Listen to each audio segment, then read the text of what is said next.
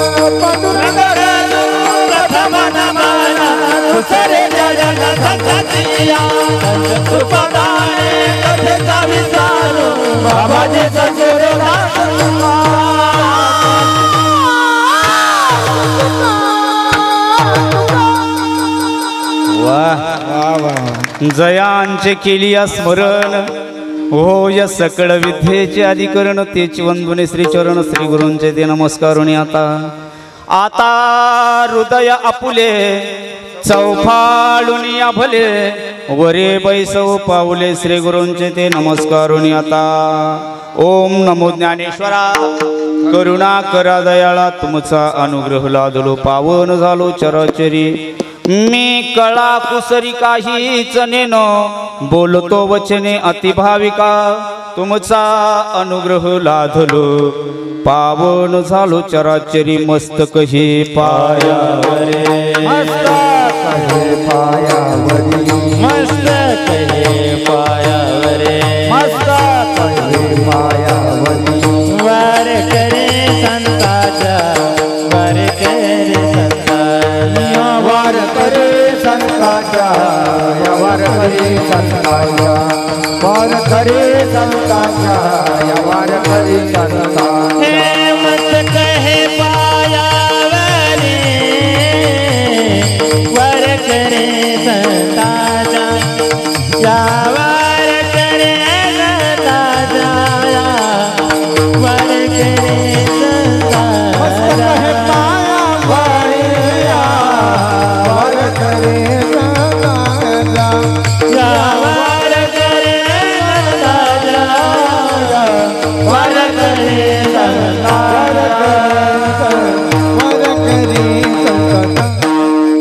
सेवे लागे सेवक झालो तुमच्या लागलो निज चरणा अहो स्वामी तुक या देवा यावरी न करावा भेर नमा शिवाय नमा शिवाय बाळू बाबा नमा शिवाय नमः शिवाय नमः शिवाय नमः शिवाय नम शिवाय नम शिवाय बाळू मामा नम शिवाय बोला सगळे नमः शिवाय नमः शिवाय बाळू मामा नमः शिवाय बाळू मामा नम शिवाय बाळू मामा नम शिवाय नमः शिवाय बाळू बाळू मामा नम शिवाय बाळू मामा नम शिवाय नमः शिवाय नमः शिवाय बाळू मामा नमः शिवाय नम शिवाय नम शिवाय बाळू मामा नम शिवाय नमः शिवाय बाळू मामा नमः शिवाय नमः शिवाय ओम नमः शिवाय नमः शिवाय नमः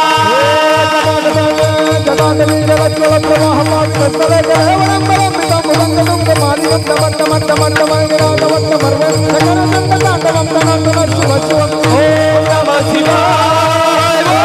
नमः शिवाय नमः शिवाय नमः शिवाय गिरिनंदिनी नंदित मेदिनी विश्व विनोदिनी नंदनुते गिरिवरविंद शिरोदिनी वासिनी नित्य निवासिनी नित्यनुते भगवती हे सिद्धि कंठ कुटुंबिनी भूरि कुटे जय जय हे महिषासुरमर्दिनी रम्यकपर्दिनी शैलसुते जय जय हे महिषासुरमर्दिनी रम्यकपर्दिनी शैलसुते जय जय हे महिषासुरमर्दिनी रम्यकपर्दिनी शैलसुते ओम नमः शिवाय ओम नमः शिवाय नमः शिवाय नमः शिवाय नमः शिवाय नमः शिवाय नमः शिवाय नमः शिवाय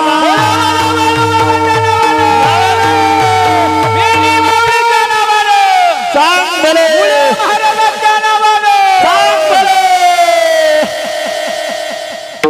वा वा वा एकदा जोरदार टाळी झाली पाहिजे याच्या सगळ्या काय सांगू आता संतांचे उपकार मज निरंतर जागविते काय द्यावे त्याचे व्हावे उतराई ठेवी तो हा पाय जीव थोडा आज प्रत्येकाच्या पुण्याईनं साधू संतांच्या आशीर्वादानं आबालवृद्ध बालगोपाळ आपल्या ह्या श्री क्षेत्र जळगाव खुर्द या गावामध्ये निपाणी निंबायती जळगाव निंबायती खोडून परत नवीन लिहितो जळगाव निंबायती या गावामध्ये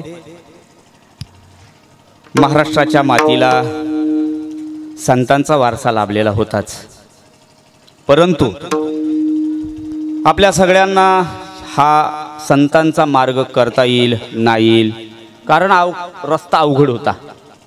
अवघड किती होता तर तो माणसाच्यानं करणं शक्य नव्हता. म्हणून या वर्षामध्ये देवांनी अवतार घ्यायचे. देवांनी माणसासारखं व्हायचं, माणसासारखं राहायचं, माणसासारखं वर्तन करून. मात्र ते माणसं नव्हते, ते संत म्हणजे प्रत्यक्षात देव होते. प्रत्येक संतानं अवतार हात कोण्या ना कोण्या देवाचा घेतलेला, परंतु सगळ्यांचे अवतार झाले, प्रत्येक समाजामध्ये संत झाले, पण एक मात्र संत उरले आणि एक मात्र समाज उरला. त्या समाजाचं नाव आहे धनगर. आणि या धनगर समाजामध्ये एकही संत नव्हता. म्हणून भगवंतानं कदाचित नेमणूक केली. अरे दऱ्याखोऱ्यामध्ये राहणारा, जरी शिक्षणाचा अभाव असेल, परंतु जगाच्या मालकाचं मात्र लक्ष तुमच्याकडं सुद्धा आहे. म्हणून घ्या आपल्या मेंढी माऊलीला आपल्याकडं आणून जगाच्या मालकानं श्रीमंत श्री बाळूमामाचा अवतार घेतला आणि तुम्हा आम्हाला भक्तीचा मार्ग मोकळा केला. विठ्ठल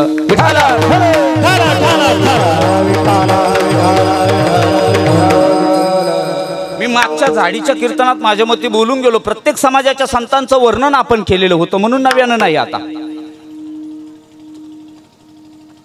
तुकाराम महाराजानं ही सगळी परंपरा सांगत असताना 4 चरणाचा अभंग आपल्या 2 चरणाच्या लोकांसाठी, माणसांसाठी, ज्यांना यावत सृष्टीमधून जन्म घेतल्याच्या नंतर तरुण जाण्याचा मार्ग सापडावा म्हणून संतांनी काय केलं याचं वर्णन ठेवण्याकरता तुकाराम महाराज बोलू गेले. आणि दररोजच्या तुकाराम महाराज बैठकीमध्ये काही ना काही लोकांच्या समोर बोलत असत. पांडुरंगाकडे गेले तरी बोलत असत. पैलवान बोलायचे ते, पांडुरंगाकडे जरी गेले तरी भक्तीचा ओझं पांडुरंगाकडे व्हायचं आणि पांडुरंग तुकाराम महाराजांकडे पाहायचे. पांडुरंग परमात्म्यानं तुकाराम महाराजांना दर्शनासाठी आल्यावर वाकावं आणि तुकाराम महाराजांच्या तोंडाकडे पाहावं. मागण्याची वाट पाहे मुखाकडे चिंतिल्या रोकडे मनोरथ. काहीतरी मनोरथ घेऊन तुकोबराय कदाचित आले असतील. तुकोबराय जात नव्हते, तुकोबराय जायचे परंतु मागत नव्हते. हो हो, चला मग तुकाराम महाराजांनी हा भक्तीचा मार्ग लोकांना सांगत असताना गाथा रूपानं पंचमवेद आपल्याकडे तयार करून दिला. पंचमवेदापैकी गाथ्यामध्ये काही अभंग आहेत आणि निवडक अभंगापैकी एक अभंग आज सेवेसाठी आपण निवडलेला आहे. सेवा ज्या मार्गाची आहे म्हणून आपण पहिलेच उच्चारण करून गेलोय की मामांनी आपल्याला हा दरबार मोकळा करून दिला भक्ती करण्याकरता. काय वर्णन करणार ह्या भक्तीचं, काय वर्णन करणार त्या संतांचं. तुकाराम महाराज म्हणतात, माझ्या आधी जेवढे काही संत आलेत, जेवढे काही संत झालेत, या मातीला जेवढे काही संत लाभलेत, यांचं वर्णन माझ्याच्यानं होणार नाही. म्हणून तुकाराम महाराज गोड बोलतात. काय सांगू आता संतांचे उपकार, काय उपकार आहे या संतांचे, माझ्याच्यानं बोलवणार नाही. मग जिथं न बोलवतं तिथं अबोल होण्याची स्थिती येते. मला आता आदरणीय ललित महाराजांचं वर्णन करायचंय. काय त्यांनी मृदंग वाजवला, आता कसा सांगू मी.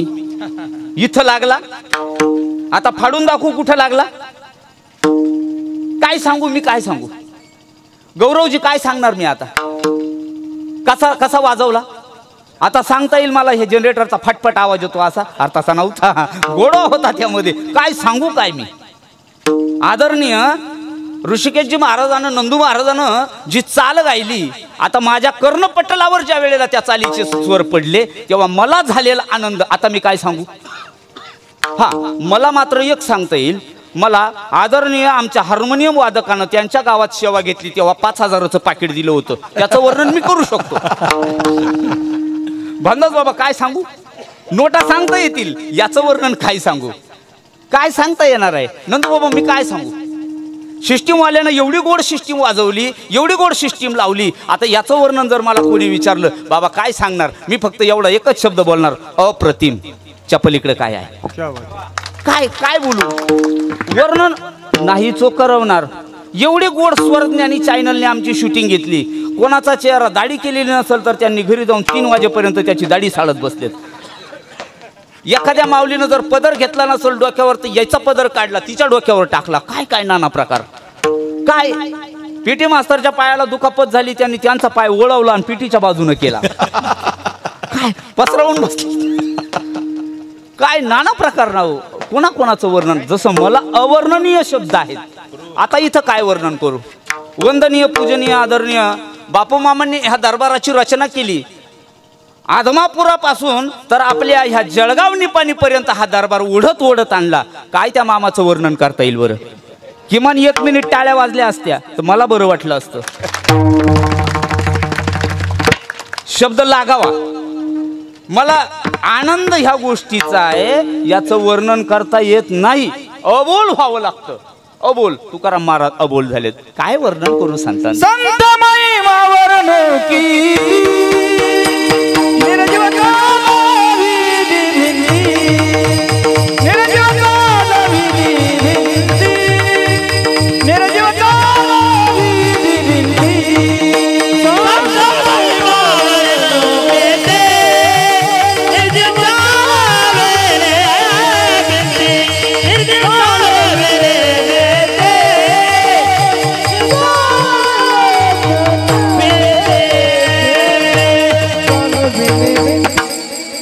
काय वर्णन करू. त्या आधीच्या संतांचं सगळ्यांचं वर्णन संतांनी करूनच ठेवलंय. संतांचा महिमा वर्णन करण्याकरता संत व्हावं लागतं. त्याखेरीज जसा वर्णन करायचंय तसं व्हावं लागतं. तुकाराम महाराज म्हटले माझ्याच्यानं होणार नाही. म्हणून काय सांगू आता. संतांचे उपकार मज निरंतर जागविती. मला त्यांनी जागवलं, मला निरंतर जाग ठेवलं म्हणजे झोप येऊ दिली नाही असा याचा आशय नाही. मला ह्या धर्मासाठी जागरूक ठेवलं. जर मागच्या संतांनी हा धडा आणून दिला नसता तर आता आपण काय केलं असतं. आता ही मागची जी जुनी मंडळी बसलेत, आदरणीय बाबा आहे, त्यांच्या शेजारी बसलेले ते दाढीवाले बाबा आहे, त्यांच्या शेजारी बसलेले बिना टोपीवाले बाबा आहे, या लोकांनी, इकडं आमचे माळकरी अण्णा आहेत, ही विनेकरी बाबा आहेत, या लोकांनी जर हा संप्रदाय माझ्यापर्यंत आणला नसता तर श्यामबाबानं काय मंडपाला कीर्तन सांगितलं असतं का. हा उपकार आहे ना, हा महिमा आहे त्यांचा. या संतांनी ही सगळा खटाटोप केला, अवघड मार्ग होता सोपा केला, आपल्यापर्यंत आणून ठेवला. त्यावेळेला इतकं सोपं नव्हतं. भजनाला जर जायचं असलं तर रानात मेंढ्या चारत असताना मेंढ्यांच्या जवळ बाजरीची पेंडी ठेवायची, त्यावर 2 गोंधड्या झाकायच्या आणि गोंधड्या ठेवून आणि मग यानं भजनाला जायचं. म्हातारं जर आलंच तेवढ्यामध्ये तर गोधडी उचकून पाहायचं झोपला का नाही, ताठ होऊन पडला म्हणले. अरे पेंडी होती खाली, मग भजनाला जायचं. अवघड परमार्थ होता मग. अवघड परमार्थ सोपा केला. आमच्या माता माऊल्या कीर्तनाला नव्हत्या ज्ञानोबरायांच्या भाषेत जर सांगू गेलं तर नाही हो. मग यांनी फक्त चुलीवर भाकऱ्या करायच्या, मेल्याच्या बंजाळी घालायच्या. कधी जत्रा नाही, खेत्रा नाही, मेल्यानं जीवाचा पत्रा केला फार. नचवाले अक्का कसं लय अवघड होतं. कधी नव्हते नेत. ज्ञानोबराय म्हणले सगळ्यांनी यावं, लहान लहानानं यावं, मोठ्या मोठ्यानं यावं आणि सगळ्यांनी हा भक्तीचा आनंद घ्या. तुकाराम महाराजांच्या शब्दात बोलतोय. ज्ञानोबरायांनी हेच केलं. यारे यारे लहान थोर, याती भलती नारी नर, करावा विचार न लगे चिंता कवना ते. बाबा, या संतांनी जर तो मार्ग मोकळा केला नसता तर हा इथपर्यंत वारसा आलाच नसता. म्हणून तुकोबाराय हे 1600 शतकामधले आहेत. तुकोबाराय सांगतायत ही मागची यादी. मग तुकोबारायांना ही यादी सांगत असताना आता सांगावं लागलं माझ्याच्यानं यांचं वर्णन होत नाही. बस एवढंच घ्यायचा आशय आज. काय देऊ यासी व्हावे उतराई. आता यांना काय देऊन उतराई हो. मग यातून मला उतराई होता येणार नाही. याकरता माझा जीव यांच्या चरणावर मी लोळवणी घालतो. बस ठेवितो हा पायी जीव थोडा. या संतांनी काय काय केलं. यांनी सहज बोललं तरी उपदेश घडला. सहज बोलणे हिताचा उपदेश केला आणि करोनी सायास शिकविते. ते सहज बोलायचे, सायासानं बोट धरून शिकवायचे. आता कोणासारखं असं जर कोणी विचारेल तर तुका म्हणे वत्स धेनू वेचे चित्ते. गाय जरी रानामध्ये चरायला गेली तरी तिचं आखं लक्ष तिच्या पाडसाकडं वासराकडं राहतं. तसे संत हे आपल्या भक्तासाठी, आपल्या उद्या जागरूक ठेवणाऱ्या समाजासाठी संतांनी हे मार्ग आपल्यापर्यंत आणत असताना काय काय केलं याचं वर्णन तुकाराम महाराज म्हणतात मला करता येणार नाही. म्हणून असा अवर्णनीय असणारा महिमा, अवर्णनीय असणारं संतांचं हे माझ्याच्यानं काय बोलणं होत नाही. म्हणून तुकाराम महाराजांनी स्वतःचा जीव त्यांच्या चरणावर लोळवून घातला. असा गोड आशय या अभंगाचा भजन करा विठ्ठल.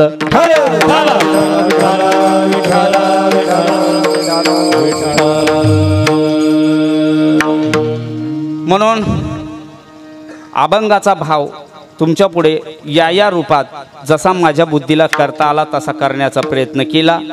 इथं बाळूमामाच्या तळावर आलं की इथं एक नियम आहे.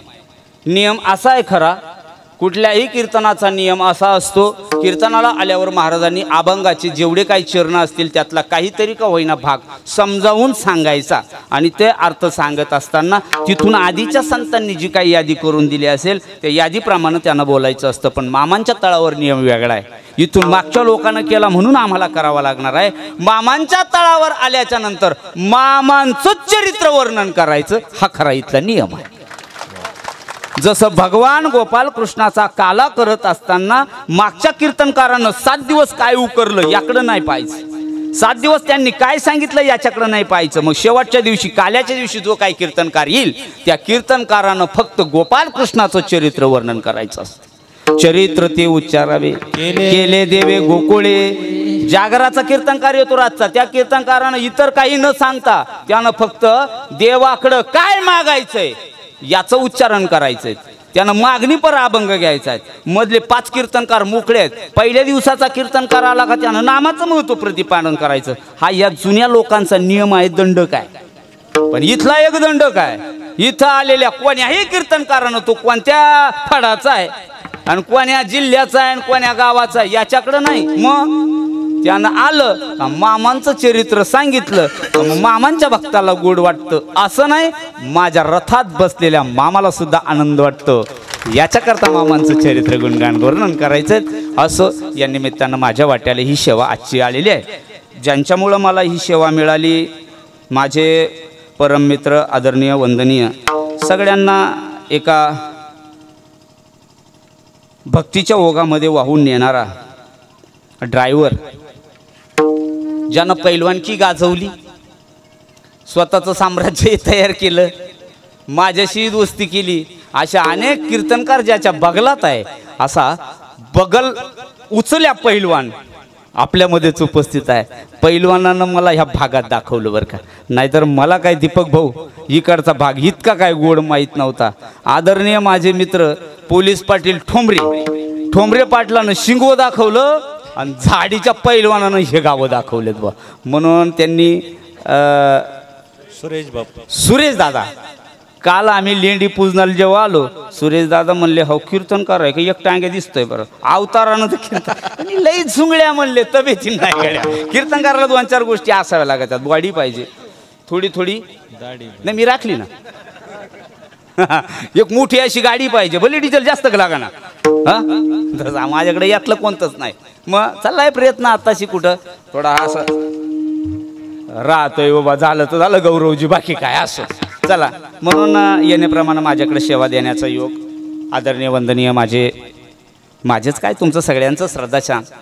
मामांच्या नंतर जर आपण मस्त कुठं टेकवत असेल नाक घासत असेल तर या पालखीचा मालक बस देव तेवढा एक मी पाहिलाय गड्या. सगळा प्रपंच वाऱ्यावर सोडला, काही नाही. जसं तुकाराम महाराज असतील, ज्ञानोबाराय असतील, निवृत्तीनाथ असतील, सोपान काका असतील, मुक्ताबाई असतील, आदी करून 8 संत बाळूमामांपर्यंत प्रपंचाच्या नावे घालून या शून्य बस एवढा पुण्य मार्ग प्रपंचाच्या नावावर पाणी सोडणारा जगातला कलियुगातला पहिला महात्मा म्हणजे आपला बापू मामा मी पाहिला गड्या. त्या पालखीचा मालक आहे आपला. हा प्रपंच नावाची गोष्ट. काल त्यांचे भाऊ वगैरे सगळी मंडळी घरून आलेली होती, मी पाहिलं, सगळ्यांबरोबर बोललो, आम्ही सगळ्यांबरोबर बसलो, सगळ्यांना पाहिलं देवा आपण. तुम्ही ओळखी पाळखी झाल्यात आता सगळ्यांच्या बऱ्यापैकी झाल्यात. केवढा प्रपंच आहे त्या माणसाचा. अहो थांब ना, त्याला ते सवय 97ची नाही म्हणजे त्याचा टाइम संपत आला त्याची काय चूक आहे. विठोबा रुक्माईला बरोबर त्यानं केला इशारा, बाकी काही नाही. विठ्ठल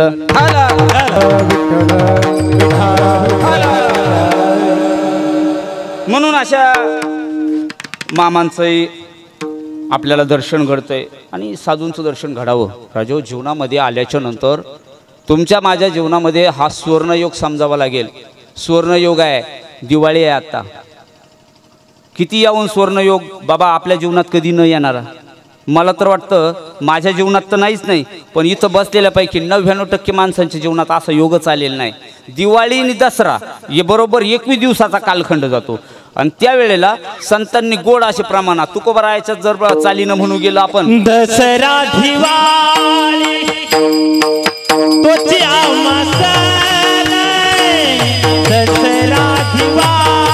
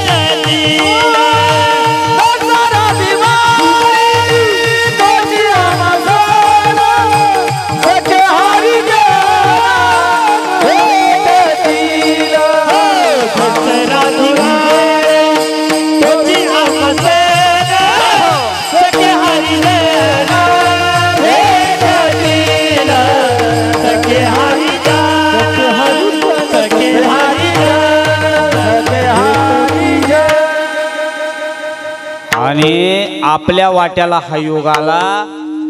आपल्याला मागच्या वर्षी पालखी नाशिक जिल्ह्यातच सापडली आणि कालही तोच सुवर्णयोग आपल्या पदरात पडला. याच ठिकाणी आपण सगळे बसलेलो. काल जेव्हा लेंडी पूजन झालं आणि ते दूध उतू येत होतं, हाताच्याच अंतरावर आम्ही बसलेलो सगळे.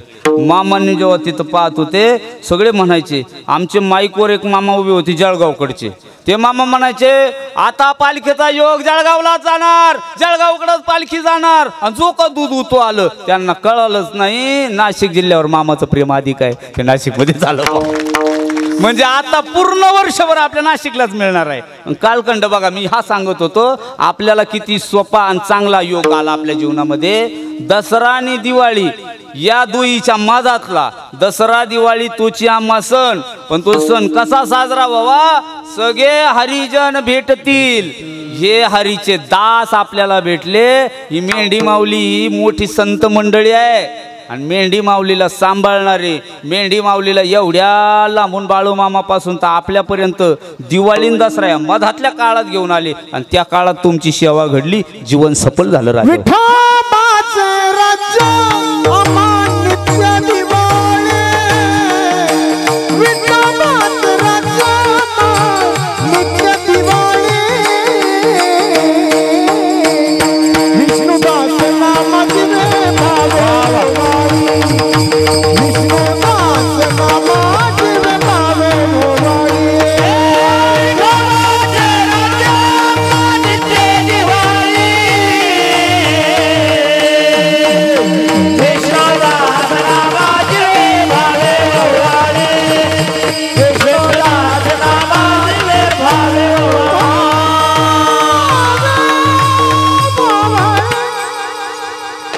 असं गायलं का फक्त टाळ्या वाजवत चला, काही नाही. आणि तुमचं वाया जाणार नाही टाळ्या. एक सांगू, तुम्ही बाळूमामाच्या दरबारात आहात.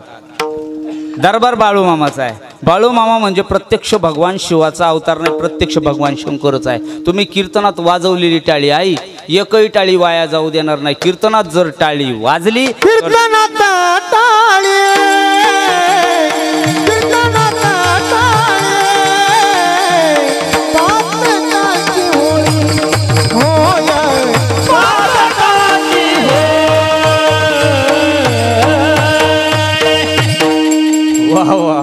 कीर्तनात जर टाळी वाजली तर आपल्या पापाची होळी झाल्याशिवाय राहणार नाही. म्हणून गायकानं, आमच्या वादकानं, आमच्या टाळकऱ्यानं, आमच्या कीर्तनकारानं, या आमच्या पेटी मास्तरनं, आमच्या बसलेल्या बाळामामानं एखादा चांगला परफॉर्मन्स तुमच्या पुढे सादर केला, आमच्या साऊंडवाल्यानं एखादा इकोचा ट्रबलच तुमच्या पुढे दिला आणि तुम्हाला जर मनानं भावला तर तुम्ही बाकीचं काहीच करायचं नाही. काय करायचं, बास एवढं झालं का बास तुमच्या पापाची होळी झाली म्हणून समजा. विठ्ठल या उलट पक्षी सांगू, कीर्तनाला आल्याच्या नंतर दुसरा तोटा. आता हा मला विषय पुढे न्यायचा आहे पण सांगतोच आहे का विषयाने निघाला म्हणून. कीर्तनात जर आपण बडबड करीत बसलो, जर आपण एकमेकाला कुठला बाबा दिसतो कोण भलता वात्रट आहे पण बोलतो लई कडा,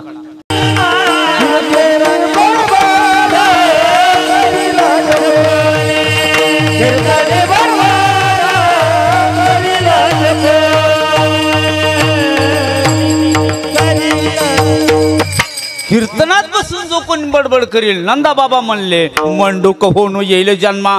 आई बद बद पाऊस पडणार आणि पाऊस पडणार रातच्या 2ला जरी पाऊस झाला तरी 2:30 वाजता पैलवान बेडक गागात्यात म्हणले बेडक कुठून आले, जे माळू मामाच्या कीर्तनामध्ये बडबड करणारी म्हटले. प्रमाणानिशी बोलणारा भो आहे. असू द्या चला, कीर्तनी बडबड करील जो कोणी मंडूक होऊन येईल जन्मा. असं माझ्या वाट्याला जी सेवा ज्यांच्यामुळे ही कीर्तनाची लाभली, असे श्री संत बाळूमामाचे भक्त, वैकुंठवासी, कैलासवासी, निजधामवासी, कारभारी पुंजाराम बाबा ढोणे यांच्या स्मरणार्थ ही कीर्तन सेवा सेवेकरी सुरेश बापू काळे, भाजपा नेते, त्यांचे चिरंजीव आहेत रवींद्र कारभारी ढोणे यांच्याकडून ही कीर्तन सेवा आपल्याला लाभली. त्यांच्यासाठी एकदा जोरदार टाळ्या झाल्या. असो हे बोलण्याकरता एवढं लांबणीत आलं होतं. याला म्हणतात कीर्तनाची नाही, हे साखळीतले कीर्तन नाही. कीर्तनाची फक्त पार्श्वभूमी सांगायची असते पहिल्यांदा, आणि ती सांगायला एवढा वेळ लागला का पुढच्या कीर्तनाला काय टाइम पुरत नाही. मग कीर्तन काय भाऊ आपल्याला जमूच दिलं नाही, तुम्ही आधी चरित्र सुरू केलं असतं तर लोक काही नाही म्हणायलेत होते का तुम्हाला. असं बाळूमामांच्या या सेवेमध्ये तुम्ही सगळी संत मायबाप मंडळी, आपल्या साऊंडवाले, विनेकरी बाबा, गायक मंडळी, सगळे ललित बाबा असतील, सगळ्यांच्या चरणावर इकडच्यांच्या नतमस्तक होतं. पुढं बसणारे श्रोतूवर्ग तुमच्या चरणाविंदावर पुनश्च एक वार माथा टेकवतो आणि कीर्तनाला सुरुवात करतो. विठ्ठल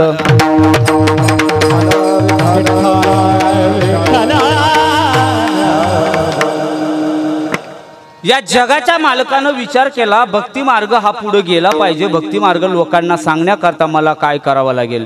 म्हणले मला या लोकांमध्ये माणसासारखं होऊन जावं लागेल. कृतयुगामध्ये माणूस न झाल्यामुळं तो पोट फाडणारा लोकांना तितका कळाला नाही. कृतयुगामध्ये देव झाला खरा, पण देवाचे भक्त प्रल्हाद सोडून दुसरे झालेच नाही. देवाचे भक्त वाढले नाही. त्रेतायुगामध्ये प्रभुराम झालो त्यावेळेला रामाच्या बरोबर लोक तितकी आले नाही. माकडं आली पण माणसं आले नाही. भगवान नाही, माणसानं राम सेतू बांधला नाही म्हणून जड अंतकरणानं मोठा शब्द वापरला. माकडाला भक्ती कळाली, माणसाला का देव झाला ना तो. चला पटकन द्वापार युगामध्ये अर्जुनाला भक्ती सांगत असताना विश्वरूप दाखवायचं होतं देवाला. देवाचा आकार दाखवण्याकरता दिव्य दृष्टी द्यावा लागली. अर्जुनाला भक्ती सांगितली. अर्जुनाचे व्याजे श्रीकृष्ण प्रकाश श्रीराजे संसारा एवढे थोर वजे. अर्जुनाला सांगितलं तुमच्या आमच्यासारखी गीता झाली, परंतु ते संस्कृत लोकाला कळलं नाही. म्हणून कलियुग झाला. आता कृत त्रेता द्वापार कलियुगामध्ये संत जन्माला येत असताना त्यांनी विचार केला काय करावं लागणार आहे. माणसाकडं जाताना माणसाच्या सारखं व्हावं लागेल आणि माणसासारखं वर्तन करावं लागेल. निवृत्ती ज्ञानदेव स्वपान मुक्ताबाई हे भगवान शंकराच्या अवतारातले निवृत्तीनाथ आहे. शिव तो निवृत्ती, विष्णू ज्ञानदेवापायी, स्वपान तो ब्रह्म, मूळ माय मुक्ताई. भगवान शंकरानं अवतार घेतला आणि 1200 शतक संपलं. 13, 14, 15, 16 तुकोबाराय. 17वं शतक गेलं आणि 18व्या शतकामध्ये परत भगवान शंकरजीनं विचार केला आहे. आतापर्यंत भक्ती मार्ग वाढवण्याकरता अनेक संत मंडळी येऊन गेली, पण भक्ती मार्ग अजून डोंगरा खोंगरात राहिलंच गड्या शिल्लक. म्हणले मग कुठंच शिल्लक ठेवायचा नाही. याकरता काय युक्ती वापरावं लागल. म्हणले एखादा तरी असा महात्मा योगी तयार करावा लागेल तो दिसायला मेंढ्या वळणारा असन, दिसायला मेंढक्या दिसल, पण माणूस असून माणसासारखा नसल. मग कोणाची निर्मिती करायची, कोणाला पाठवायचं. म्हणले हे पाठवत असताना मेंढी वळणारा धनगर म्हणून त्यांचं नाव बाळूमामा असणार आहे.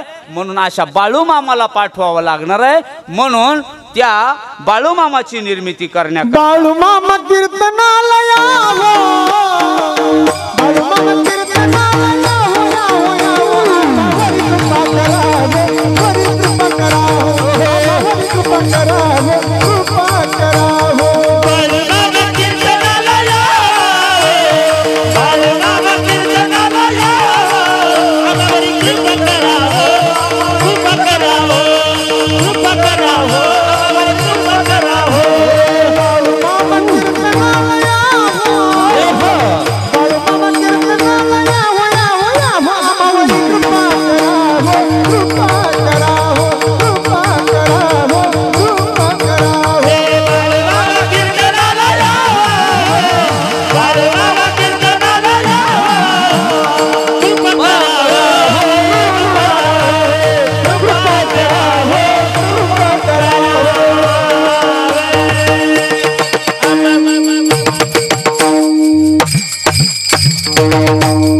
वा वा वा वा वा ऋषी अण्णा.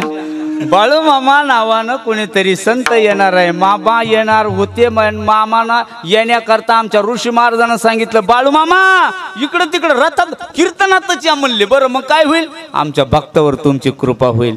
म्हणून अशी कृपा होण्याकरता मामांचा अवतार होणार आहे. म्हणून अकोळ नावाचं क्षेत्र आहे आणि अकोळ नावाच्या क्षेत्रामध्ये बाळूमामांना या भगवंतानं आता अवतार घेऊन आणि ह्या जगाला दर्शन द्यायचं ठरलं.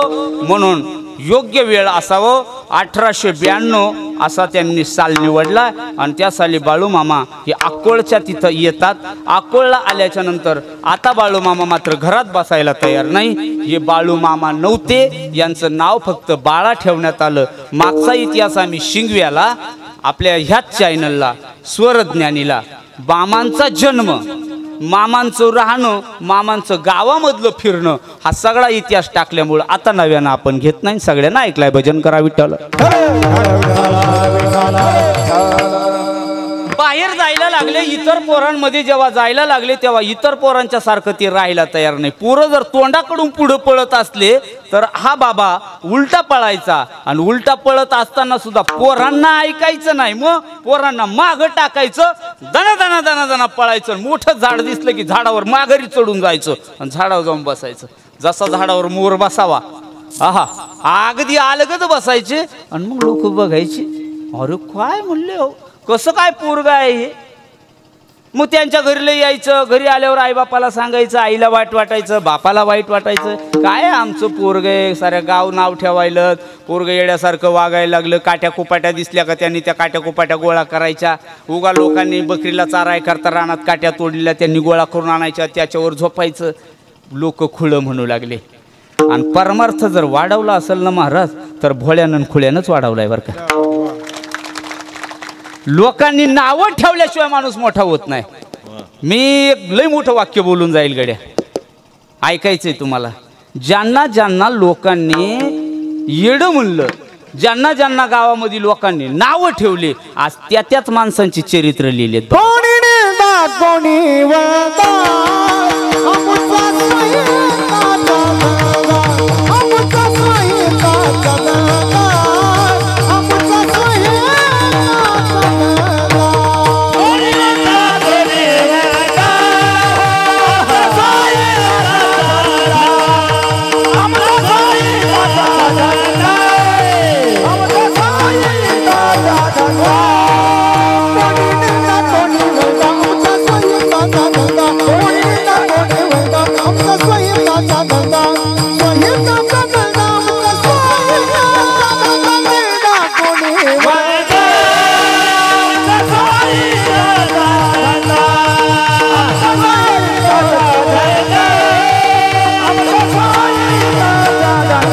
कोणी वळता, वा ना वा. कोणी निंदा कोणी वंदा, आमचा स्वयंपाकाचा धंदा.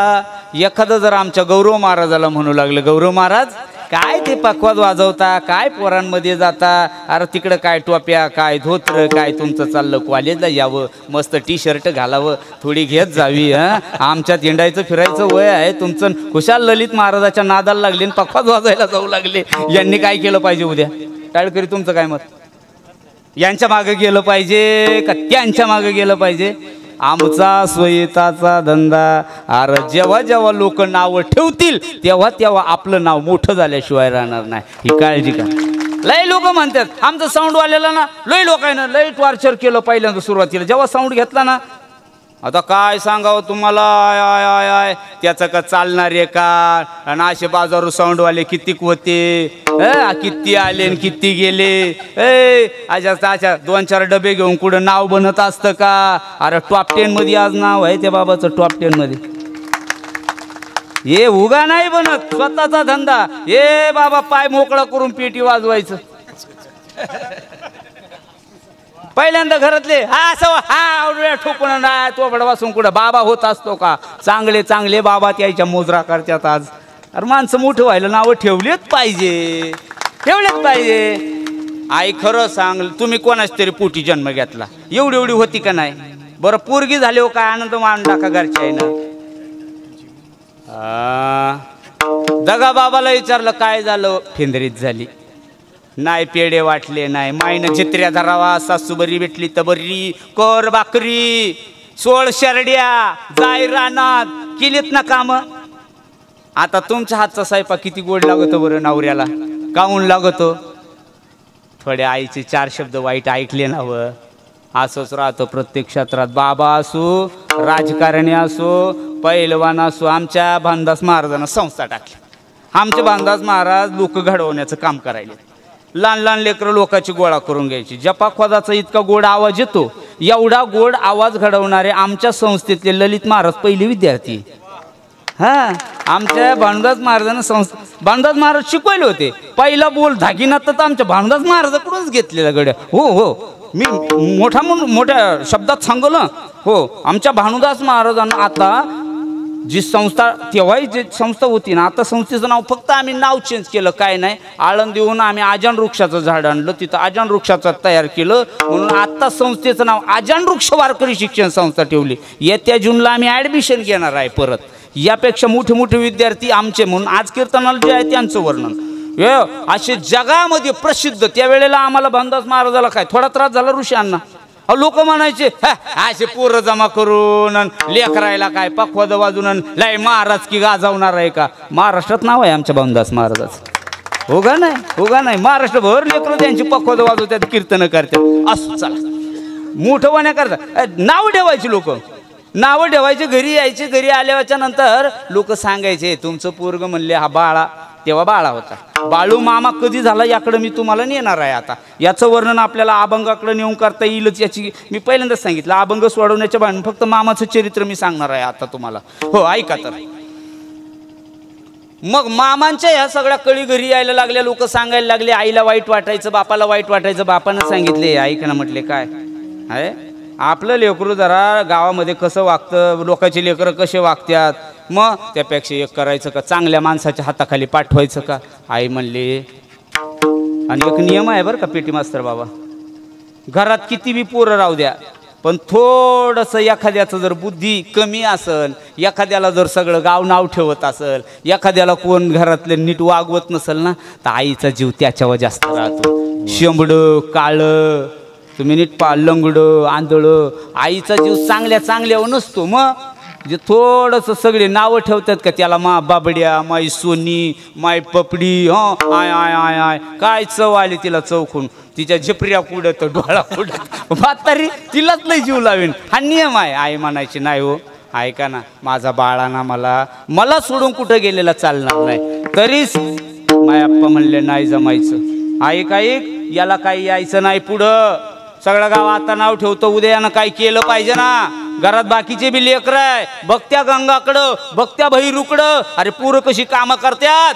आणि हे बघ म्हणले गावामध्ये पळत आहे सगळं दना दना, आणि गेलं की दिवस दिवस यायचं नाही माग. सुंदरादेवी म्हणल्या धनी हे बघा न्या, पण लय लांब काय कुठं टाकू नका. लांब नाही, जवळच चंदू शेट वाणी आहेत. वाण्याकडं आपण काही दिवस ठेवू. बरोबर, वाण्याकडं काहीतरी कामधंदा करल आणि चांगल्या माणसाच्या संगतीला राहिलं का आपलं लेकरू चांगल्यासारखं वागेल. बरोबर, म्हणून चंदूलाल शेटकडं ठेवलं. चंदूलाल शेटकडं काय यांचं वय त्या वेळेला होतं मामांचं 8 वर्षाचं. आणि 8 वर्षाचं पोरग दुसऱ्याच्या घरी बाबा, दुसऱ्याच्या गाई वळणार आहे, दुसऱ्याच्या शेरड्या राखणार आहे, दुसऱ्याची मोलमजुरी करणार आहे. किती बरं वाटलं माय. तुम्हाला बी लेकर आहे. आता तुम्ही जरी बऱ्याच बहिणी बाहेरच्या गावच्या आज आलेल्या दिसतात, आमच्या गावच्या नाही दिसत मला.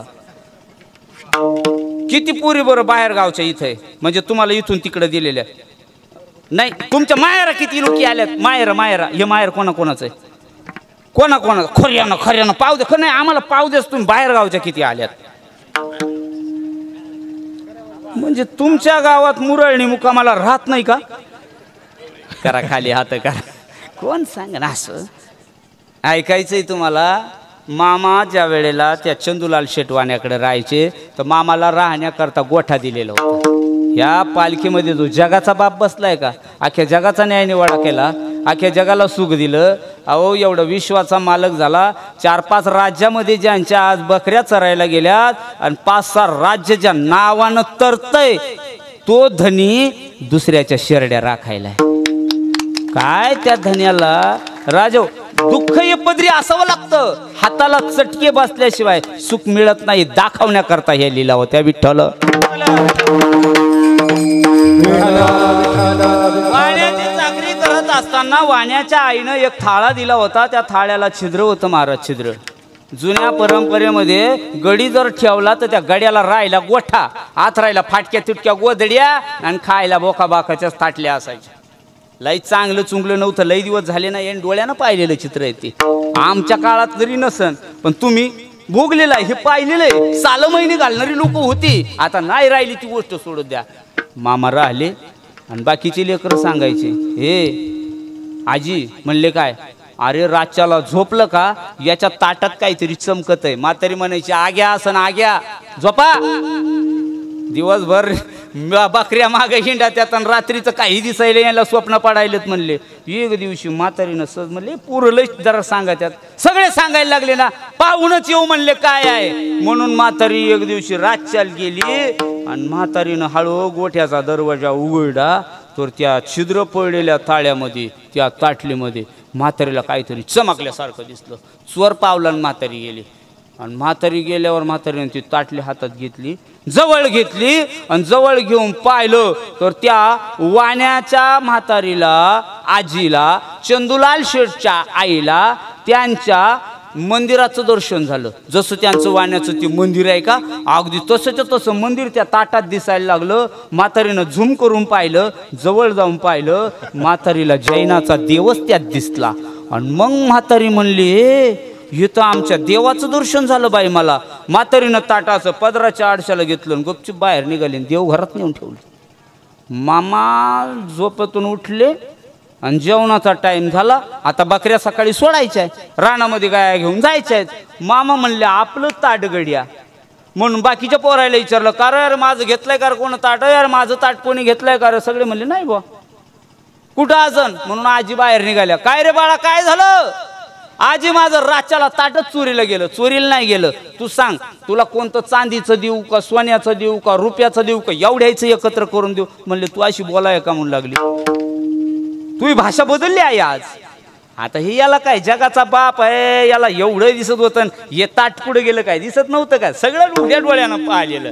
म्हातारी माझंच ताट मला लागल, एरवी मी जेवत नसतो, मला माझं ते फुटकं तुटकं. अरे बाळा त्याला छिद्र पडलेत, जाऊ दे तुला नव, तू सांग मला कसं देऊ. या बा हे एवढं मान्य आहेत ना, आपल्या सगळ्या डब्याच्या वरती सगळे ताटच लावलेले आहेत. हो म्हणले मग यातलं कोणतंही ताट तुला एक उचल, नसल तर नवं घेऊन देते. पण नाही, मामा म्हणलं मला माझंच देती का. 3 वर्ष ज्या ताटात जेवलो, 3 वर्ष ज्या फुटक्या ताटामध्ये तू जेवू घातलंस आणि आता काहून त्या ताटात तुझा जीव अडकला. ए चांगलं झालं का लोक ज्या न केलं त्याचं विसरून जात्यात. हा नियम जगाचा आजकालचा नाही, चंदूलाल शेठच्या वाण्याचाही तोच नियम होता. आपलंच एकदा थाट मांडला, आपल्या उशा खालचं निघालं. लय नाही बोलत मी आता, फक्त स्पर्श करून पुढे चालतो. म्हातारी म्हणली ह्या ताटात काहीतरी महत्व आहे. इतक्या दिवस यातलं महत्व तिला कळालं नव्हतं. म्हातारीनं ताट न दिल्यामुळं 3 दिवस जगाचा मालक हा देव उपाशी राहिला गड्या. आणि 4था दिवस उजाडला. मामानं फेटा बांधला. मामाचं राहणं असं आयतल बैतल नव्हतं. जरी शिरड्या दुसऱ्याच्या घरच्या वळत असल, दुसऱ्याच्या घरचे राखणदारी करीत असल, पण मामाच्या पायात आजही बघा कुठलाही फोटो बघा मामाचा कसा आहे. हा चप्पल कोल्हापुरीच आहे, धोतर आईडवाज नेसलेला आहे, मोठं शर्ट आहे, खांद्यावर कांबळ आहे, हातामध्ये काठी आहे आणि डोक्याला भगवा चरचरीत फेटा बांधलेला. मामानं काठी उचलली, तिला 2 घुंगरू आहे आणि दरवाज्यात गेले आणि तान्न कनी काठी आपटली. हे म्हातारी नाही देत ना माझं ताट, देऊ नको. पण ऐक, श्रीमंती आली, चांगलं झालं म्हणून गरीबाच्या लेकराला छळायचं नसतं. 4 दिवस पोटात अन्नाचा कण नाही. म्हातारे तुला क्यू नाही आली माझी, सांभाळ तुझी प्रॉपर्टी, चालला जातो. मामानं माघारी पाय घेतला गड्या. मामा गावाकडे आले. गावाकडे आले, मायबापाला सांगितलं 4 वर्ष दुसऱ्याची चाकरी केली, आता नाही मला चाकरी करायची. मामा आता मात्र घरी राहायला लागले. घरच्यांनी कामाधंद्याला न्यायचं, घरचे कामधंदा करून घ्यायचे. मामा रानात जायचे, रानात गेल्यावर कामधंदा आईबापाला करू लागायचे. राहता काही दिवस मामाचे गेले. 8 आणि 4 12 वर्षाचं वय मामाचं झालं. भजन करा विठ्ठल. घरचे म्हणू लागले, अरे याला चंदूलाल शेठकडे ठेवून पाहिलं. आता म्हणले एक काम करा. काय हे बघा, पोरग जर आपलं ऐकतच नसेल तर त्याला 2-3 प्रकार आहे. म्हणले एक पहिला प्रकार आहे त्याला समजून सांगायचा, दुसरा प्रकार आहे दुसऱ्याच्या तिथं कामाला ठेवायचा, आणि तिसरा प्रकार आहे काय, एक जर नाही ऐकलं तर मग एखादी बाई आणायची, त्याला काय म्हणतात तुमच्याकडं, पायखुटी देतात का तुमच्याकडे लय पाळायला लागल्यावर? लोडणं, तुम्हाला लोडणं बांधा जावं. तुमचं कसं, तुमच्या शेजारी नाही काही ना काही अण्णा, काही ना काही नंदू बाबा. हा मग यांनी मग म्हटले आता एक काम करा, काही दिवसात यांचं लग्न, तेव्हाच्या काळात लहानपणातच लग्न व्हायचं. आजी तुमचं किती वर्ष झालं सांगू का? गमतीनं मामाच्या चरित्रातलं नाही, गमतीनं. पहिल्या पुरी एवढाल्या म्हाताऱ्या आहे का 2-4 कीर्तनाला, हाय यांचे वय ठेंगडेच्या ठेंगडे. पुरी इकडं आल्या का स्वांगायला लाव, निंदायला लाव. म्हाताऱ्याला बळकट तवाच्या, खाला द्यायच्या नाही, डोक्याला तेलाचा पता नाही, साऱ्या झिपऱ्या लोंबायच्या. आजी तुमचं लय सासुरवास काढाय म्हाताऱ्यानं. मग या पळू जायच्या आणि हे धरू आणायची. अवघड, जाऊ द्या. कमी वयात लग्न, कमी वयात मला एवढं द्यायचं, पुढं चालायचं. सृष्टीमाली दादा तुमचं झालं का? करू बी नका, नाही तर यांना विचारा. मोकळं बरं मांगणं पुढं फपाटा उड. काय लय गुतात येतात. मग गुतल्यावर काय होतं माहिती आहे का, ते चिखलातून चालल्यासारखं पहिले कपडे आवरून धरायचे आणि एकदा दुसऱ्याची गाडी जवळून आली, चपकनी चिखल आपल्या अंगावर उडला ललित दादा, मग असंही भरलं यांचं सगळ्याचं तीच झालं. विठ्ठल मग आम्हाला बहिणीच्या घरी ठेवायचं ठरलं. हा बाळा धनगर आता दुसऱ्याच्या घरी बहिणीच्या घरी जाणार आहे. बहिणीच्या घरी गेले, बहिणीच्या घरी म्हणजे त्यांची बहीण, तिचं नाव गंगाबाईकडे राहायला लागले. काही दिवस गंगाबाईकडे राहिल्याच्या नंतर घरची माणसं भेटायला गेली आणि भेटायला गेल्यावर मग त्यांच्या गप्पा गोष्टी झाल्या. गप्पामध्ये सहजच ठरलं आता मामाचं वय काय झालं असेल रे, म्हणजे बाळा धनगराचं. आता मामा आपण बोलायचं, त्यांना आपण धनगर म्हणू शकत नाही, बाळा ही शब्द आपण वापरू शकत नाही, म्हणून आपल्याला आर्यतुर्यानं न बोलता त्यांच्याशी आपण मामा म्हणून बोलायचं असतं. असो चला पटकन. मग यांचं वय आता म्हणले 8 वर्षाचे होते, त्यावेळेला घरी होते. 4 वर्ष चंदूलाल वाण्याकडे गेले, 8 आणि 4 12 झालं. आता इथं येऊन 2 वर्ष झाले गंगाबाईका, 14 वर्षाचं वय झालेलं आहे. आता लग्न करायला काही अडचण नाही. मामा म्हणले लग्न माझं आणि कोण पोरगी देतं, कोण पोरगी देतं. मामा गेले, बाळमामा सहज बोलून गेले आणि सहज हसता गंगाईचे यजमान सहज बोलून गेले, मी देतो पोरगी. सहज काही नाही, काहीच नाही. त्या बोलण्याला काय, सहज बोलून गेले. तुम्ही पोरगी देताल, पण ऐका कान उघडे करून, पोरगी तुमची मी करलही, मी नाही म्हणणारही नाही, तुमचा शब्दही ओलांडणार नाही. परंतु पोरगी जर मला दिली आणि लग्न मंडपामध्ये मी पुरीला घेऊन बोल्यावर जाईल, तिचे हात धरल, ब्राह्मण देवता मंगलाष्टक म्हणणार आणि ज्या वेळेला मी तिच्या गळ्यामध्ये वरमाला घालणार त्यावेळेला तुमचं शरीर पडणार, तुम्ही मरणार आणि त्या मंडपामधून आम्ही ज्या वेळेला बाहेर निघणार आहे का त्याच्या आधी तुमची तिरडी काढावा लागणार. असं कुठं होत असतं का? हा पहिला चमत्कार आहे. मामा बोलले आणि तसं घडलं. अजून बोललेलं घडलेलं नव्हतं. मामा सहज बोलून गेले, या लग्न मंडपातून तुमची तिरडी उठणार. बाबा तेच झालं. लग्न मंडप सजला गेला, मस्त असा गोड मंडप टाकलेला आहे. मामांचं लग्न आहे. सत्यवा बाजूनं उभ्या आहेत, मामा एकी बाजूने उभे आहे, आंतरपाठ धरलेला आहे आणि आंतरपाठाच्या दोन्ही बाजूनं दोघांचे ब्राह्मण देवता उभे आहेत. एका बाजूने एक ब्राह्मण देवता आहेत मुलाच्या पक्षाचे, एका बाजूने ब्राह्मण देवता आहे मुलीच्या पक्षाचे. आणि लग्न समारंभ चालू झाला, मंगलाष्टक संपले. शेवटचं मंगलाष्टक झालं. आली लग्न घटी समीप नवरा घेओ वाघरा. मुलीच्या बापाचे डोळे लागले जायला, मुलीच्या बापाचे डोळे अटकायला लागले. अटॅक नावाच्या आजारासारखं होऊ लागलं आणि एकाएकी लक्ष्मीपती झालं. सगळ्यांनी अक्षदा फेकल्या आणि मुलीच्या बाप धाडकन जमिनीवर पडला. मामांचे बोल खरे ठरले. आता हार सत्यवाला घातलेला आहे. सत्यवा पत्नी म्हणून स्वीकार केली, पण मामा बोलले होते, "ओय, माझं जर लग्न हिच्या बरोबर लावशीला त्या दिवशी याच मंडपातून तुमची तिरडी काढावं लागणार आहे." राजा हो, मामा बोलले आणि बोलल्यासारखं घडलं. त्यांची तिरडी बाहेर काढली. सगळा लग्नाला आलेला समाज पाहत होता आणि सगळ्याला कळलं यांची वाणी साधी सुधी नाही, बोललं ते घडतं. म्हणजेच हा माणूस काय साधारण माणूस नाही. आता मात्र यांना ओळखलं पाहिजे. विठ्ठल सगळ्यांनी सांगितलं आता काही नवरी घेऊन तुम्ही जायचं नाही. म्हणले मग इथंच राहावा. आता या मेंढ्या कोण राखल, या शेळ्या कोण राखल? यांचा राखणदार गेला ना, म्हणून गंगाईच्याच घरी बाळामामा राहू लागले. हा बाळा धनगराचा बाळामामा कधी झालं, हा कीर्तनाच्या आधी मी तुम्हाला बोललो होतो. कधी झालं नंदा बाबा, तर ज्या वेळेला हे तिथं राहत होते, ही गंगाईची लेकरं या बाबाला मामा म्हणायचे. म्हणून एकानं म्हणता म्हणता दोननं म्हणलं. अण्णा जसे आमच्या महाराष्ट्राची लाडकी अण्णा झाले. यांचं नाव बोलताच लोकांना माहीतच नाही काय आहे. ऋषिकेश महाराज अण्णाच म्हणतात. हा गाव अण्णा नाही, महाराष्ट्राचा अण्णा झाला. मामाचं असंच झालं. घरचे पोरं मामा म्हणायला लागले. मामा म्हणता म्हणता आता मात्र सहजच आहे.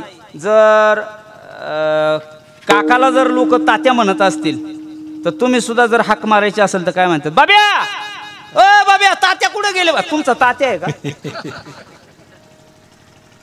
असंच आहे ना, असंच आहे.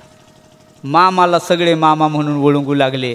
मेंढ्या राखणारी पोरं ती सुद्धा मामाच म्हणू लागले. सगळ्यांचा मामा झाला.